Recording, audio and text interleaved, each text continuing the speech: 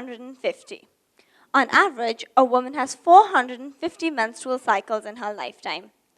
Now multiply that by 5. That's 2,250 days of bleeding. Divided by 365, that's an average of 6 years spent bleeding. Now imagine going through that with no access to sanitary pads, constant ostracization, and being stigmatized. That was the life of a young girl in rural Tamil Nadu who committed suicide due to period shaming by her teacher in front of her entire classroom. That is the life of 88% of girls all over India who don't have access to sanitary pads. Our problem as a society is that we don't talk about periods. We wrap our pads in these brown paper bags. This brown paper bag that so perfectly represents all the expectations society wraps around women and how we ought to behave in public, in private, and in between. We swaddle menstruation in a muddle of euphemisms. Masik dharm, our monthly duty, some call it, while others prefer to stick to that time of the month. But why don't we just call it what it is? A simple biological process, the shedding of the walls of our uterus caused due to a drop in our progesterone levels. I mean, isn't this explanation so much simpler than the old wives' tales that young, impressionable girls are told? Girls who are told that they can't enter the kitchen for fear of contaminating the food. Girls who are told even their shadow falling on the tulsi plant can cause it to wither and die. Girls who are made to feel ashamed of their bodies. I can't use this. It goes against my religion. This is unholy. It stops women from having children. What even is this thing? These are the kind of reactions I got when I was distributing sanitary pads in a low-income tuition center in an after-school center in Delhi. These girls had seen the women in their communities use makeshift methods of sanitary help, such as old rags and scraps of paper.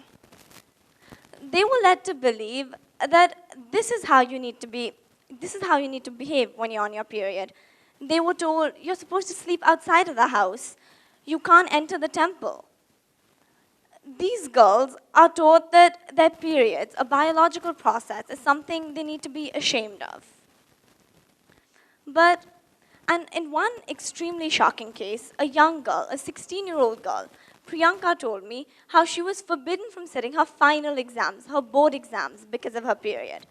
And she had to repeat a whole year of school.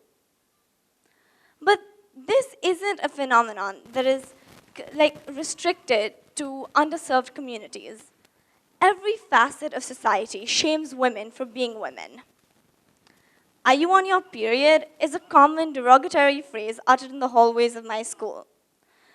Pads pass from pocket to hand to pocket, with the sleight of hand rivaling that of a close-up magician. People don't want to talk about periods. And this happens in communities where education and exposure is limitless. I want to change this, but not in an abstract or a statistical sense. I want to be an agent for social change, for the girls like Priyanka, for the catcalls and the insults and the ostracization that they face. I've begun to add my voice of dissent to the movement through my social initiative, 7th Period.